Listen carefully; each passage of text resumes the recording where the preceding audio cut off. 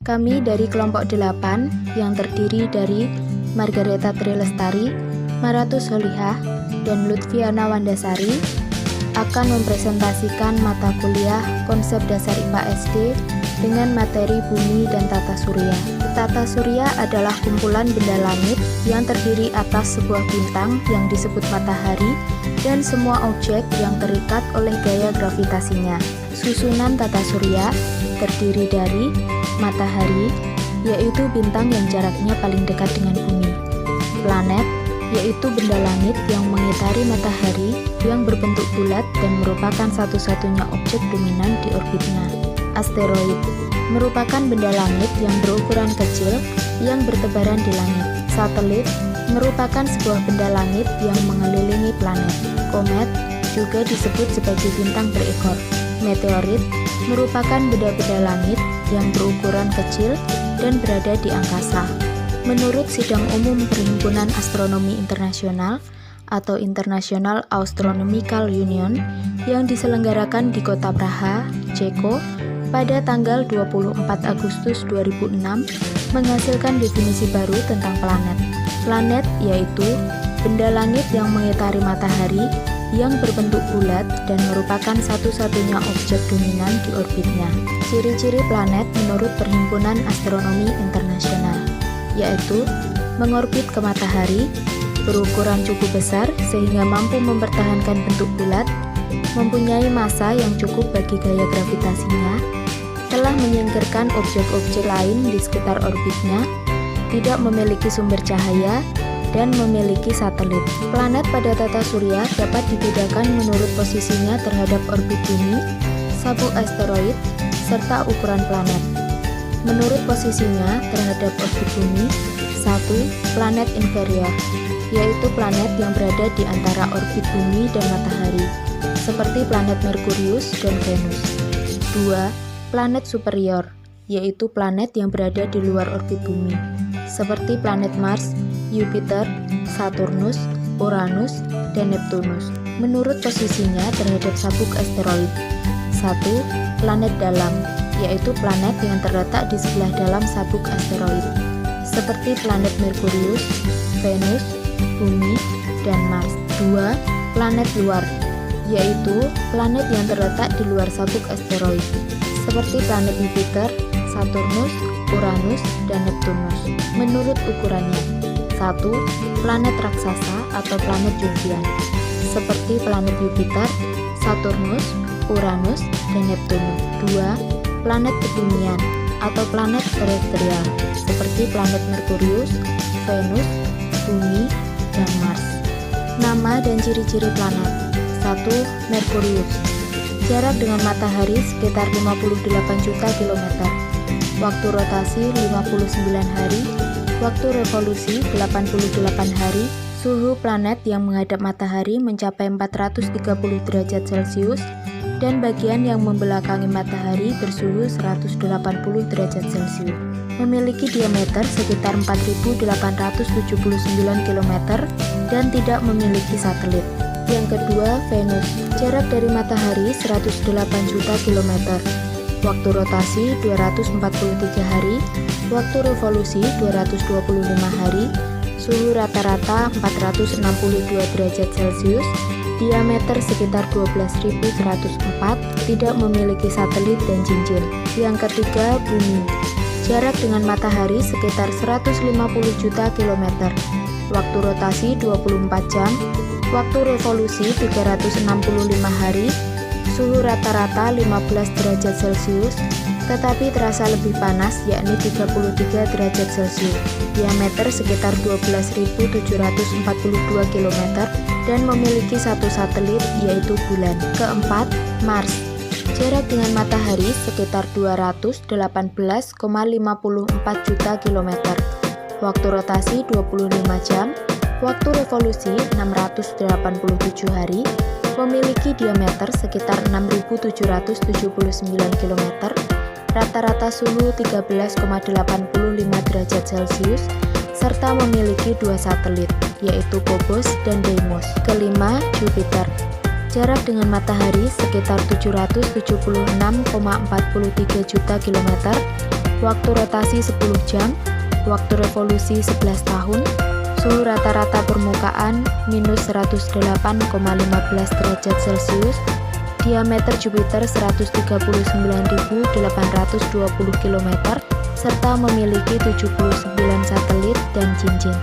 Keenam, Saturnus, jarak dari matahari 1,4 miliar kilometer, waktu rotasi 11 jam, waktu revolusi 29 tahun, diameter sekitar 116.460 km, suhu rata-rata minus 139,15 derajat Celcius, memiliki 62 satelit alami, termasuk Titan dan Rhea, memiliki cincin besar dan bongkahan es. Ketujuh, Uranus, jarak dengan matahari sekitar 2,9 miliar kilometer, waktu rotasi 17 jam, waktu revolusi 84 tahun, suhu rata-rata minus 224,15 derajat Celcius, diameter sekitar 50,724 km, memiliki 27 satelit alami, serta memiliki cincin secara vertikal.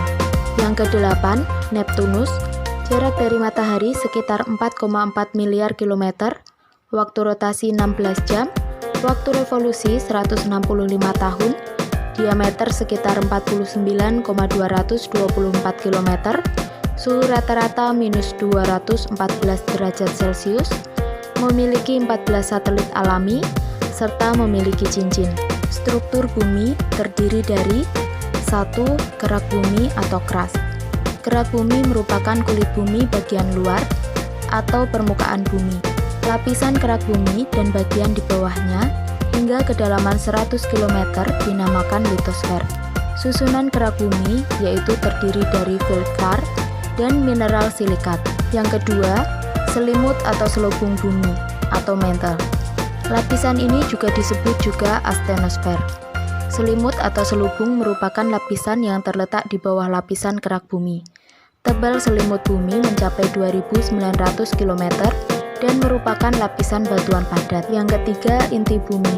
Lapisan ini dibedakan menjadi dua, yaitu lapisan inti luar, outer core, dan lapisan inti dalam, inner core. Lapisan inti luar tebalnya sekitar 2.000 km dan terdiri atas besi cair yang suhunya mencapai 2.200 derajat Celcius. Adapun inti bagian dalam merupakan pusat bumi berbentuk bola dengan diameter sekitar 2.700 km. Inti dalam ini terdiri dari nikel dan besi yang suhunya mencapai 4.500 derajat Celcius. Ciri-ciri bumi yaitu berwarna biru dan putih. Jarak bumi ke matahari adalah 149,6 juta kilometer. Satu-satunya planet yang terdapat kehidupan di dalamnya, memiliki diameter sebesar 12.742 km dan volume sebesar 1,8 kali 10 pangkat 12 km kubik. Sebagian besar permukaan dipenuhi oleh air dan sisanya berupa daratan yang membentuk pulau-pulau dan benua. Pada bagian kutub permukaan bumi diselimuti oleh lapisan es dan gunung-gunung es. Suhu pada permukaan bumi minimal -89 derajat Celcius, maksimal 57 derajat Celcius dan rata-rata 15 derajat Celcius. Memiliki atmosfer yang tersusun atas nitrogen yaitu 70%, oksigen 21% dan gas lainnya. Periode rotasi 24 jam dan periode revolusi 365 hari. Memiliki satu buah satelit alami bernama bulan. Kedudukan bumi dalam tata surya. Bumi merupakan salah satu planet yang terdapat dalam tata surya. Bumi menempati urutan ketiga dalam tata surya setelah planet Merkurius dan Venus. Dan planet bumi merupakan satu-satunya planet pada tata surya yang dihuni makhluk hidup terutama manusia, hewan, dan tumbuh-tumbuhan. Rotasi bumi. Rotasi bumi adalah perputaran bumi pada sumbunya. Sekali berotasi, bumi membutuhkan waktu 23 jam 56 menit. Berikut akibat rotasi bumi, yaitu terjadinya siang dan malam, adanya gerak semu matahari, terjadinya perubahan waktu, perbedaan dalam percepatan gravitasi, ubah arah angin, perubahan arah aliran laut, perbedaan ketebalan atmosfer, bentuk bumi menjadi sferoid, pergerakan bintang, revolusi dan rotasi bulan. revolusi bumi. Revolusi bumi yaitu perputaran bumi mengelilingi matahari. Berikut akibat revolusi bumi, yaitu perbedaan lama siang dan malam, gerak semu tahunan matahari, perubahan musim, dan perubahan kenampakan rasi bintang. Struktur matahari. Matahari adalah salah satu bintang di alam semesta ini dan merupakan pusat dari tata surya. Struktur matahari terdapat dari beberapa bagian, yaitu 1. Inti. Inti adalah sumber utama energi matahari dan tersusun atas dua sifat yang menciptakan reaksi nuklir terjadi.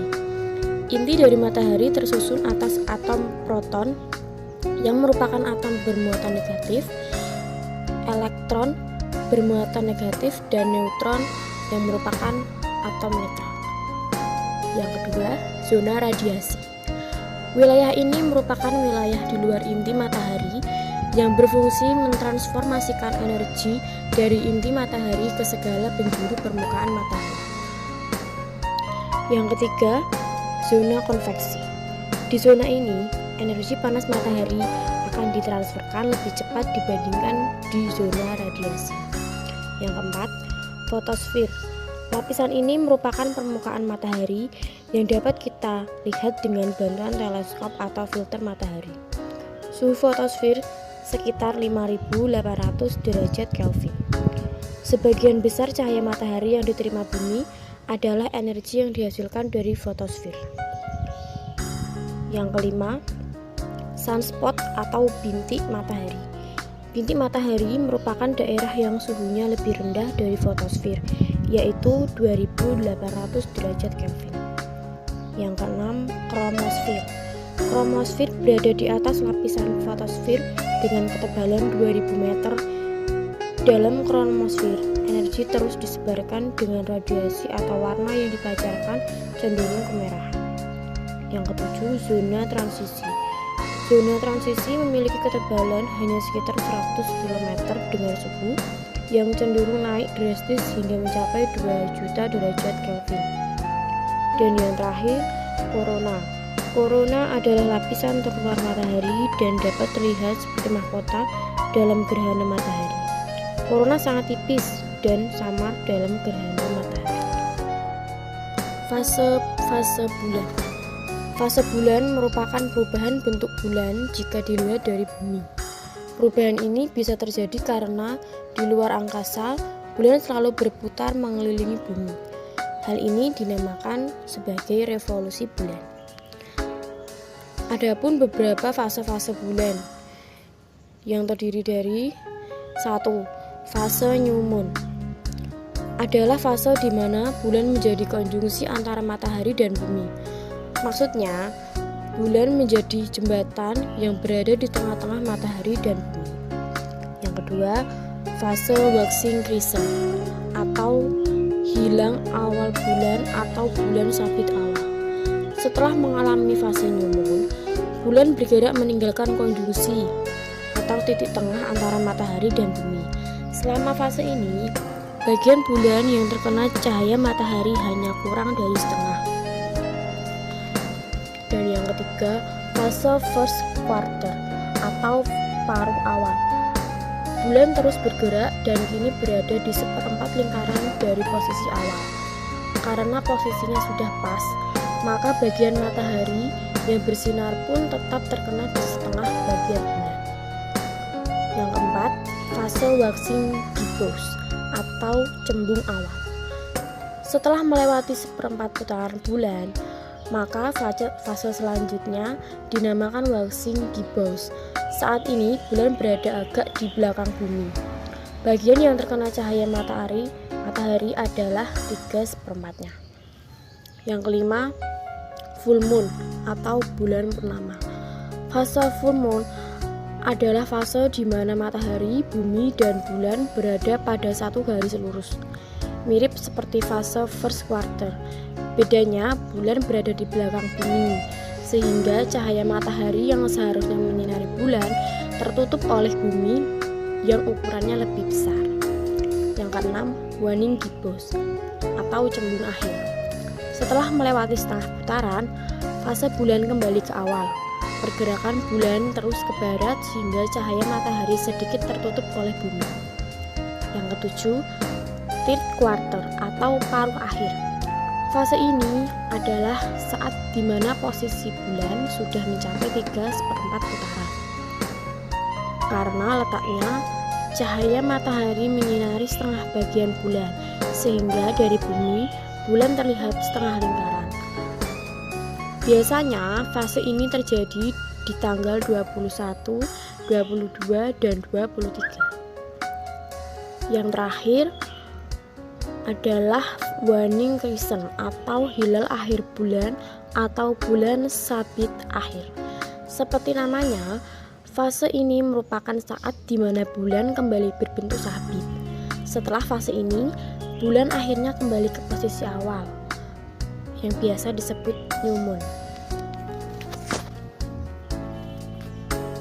Pengaruh rotasi bulan. Rotasi bulan adalah pergerakan bulan pada porosnya.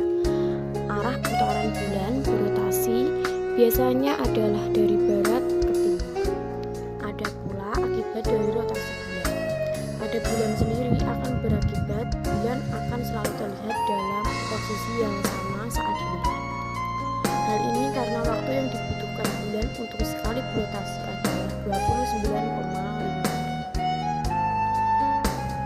Dalam bumi sendiri tidak ada pengaruh apapun terhadap kehidupan bumi saat adanya rotasi bulan.